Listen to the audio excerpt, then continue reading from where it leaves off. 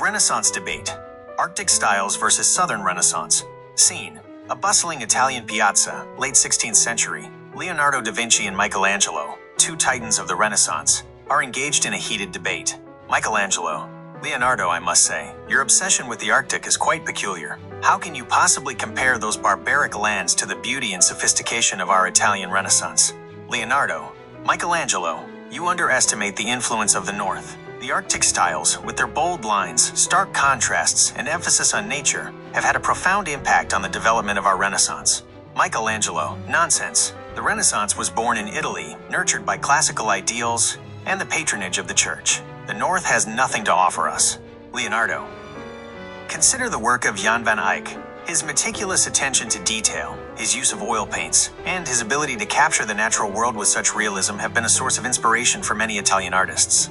Michelangelo: Eyck may be a skilled craftsman, but his work lacks the grandeur and the divine inspiration that characterizes the Italian Renaissance. Leonardo: and what of Albrecht Dürer? His engravings and woodcuts have revolutionized the art of printmaking. His exploration of perspective and his ability to capture the human form with such anatomical accuracy have had a significant impact on the development of Western art. Michelangelo: Dürer is a talented artist, but he is ultimately a follower of the Italian Renaissance. His work is derivative, lacking the originality and innovation that we find in Italian art. Leonardo: perhaps, but the Arctic styles have also influenced the development of Italian architecture. The Gothic cathedrals of Northern Europe, with their soaring spires and intricate stonework, have had a profound impact on the design of Renaissance churches and palaces. Michelangelo: the Gothic style is a relic of the Middle Ages. It has no place in the Renaissance. Leonardo: Michelangelo, you are too narrow-minded. The Renaissance was a time of great intellectual and artistic ferment. We should be open to all influences, regardless of their origin. Michelangelo: I remain unconvinced. The Renaissance is a uniquely Italian phenomenon. It is the product of our culture, our history, and our genius. Leonardo: and yet, we cannot deny the influence of the Arctic styles. They have enriched our art, our architecture, and our culture. Michelangelo sighs. Perhaps you have a point, Leonardo. Perhaps there is something to be learned from the North after all. The two artists continue their debate, their voices growing louder and more passionate as they delve deeper into the complexities of their respective artistic visions. The debate between Leonardo da Vinci and Michelangelo continues, now taking place in a more relaxed setting, a quiet garden overlooking the Arno River.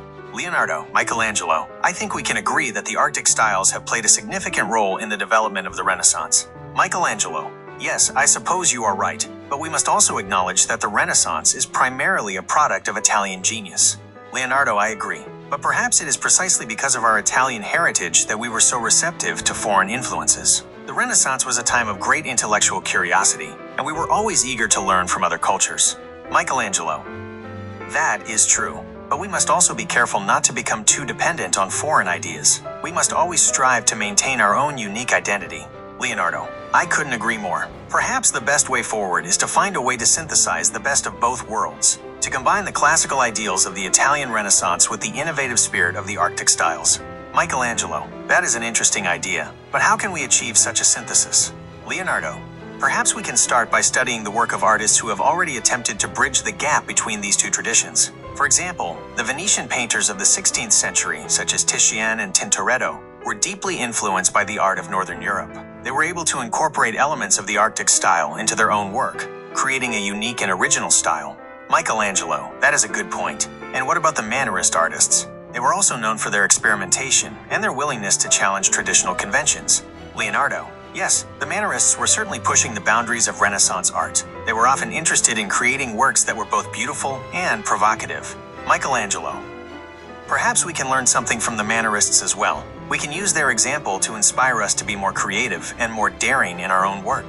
Leonardo: I think that is a good plan. And who knows, perhaps our own experiments will lead to the creation of a new artistic style, one that is uniquely Italian and yet also deeply influenced by the Arctic. The two artists sit in silence for a moment, lost in thought. Michelangelo, smiling: well, Leonardo, I suppose we have a lot to think about. Leonardo: indeed, we do, but I am confident that together we can create something truly extraordinary. The debate between Leonardo da Vinci and Michelangelo, while heated at times, ultimately led to a deeper understanding of the complex interplay between the Arctic styles and the Southern Renaissance. Their discussion highlighted the mutual influence and enrichment that occurred between these two artistic traditions. Ultimately, their dialogue serves as a reminder that artistic progress often comes from a synthesis of diverse influences. By embracing both the classical ideals of the Italian Renaissance and the innovative spirit of the Arctic styles, artists can create works of enduring beauty and significance.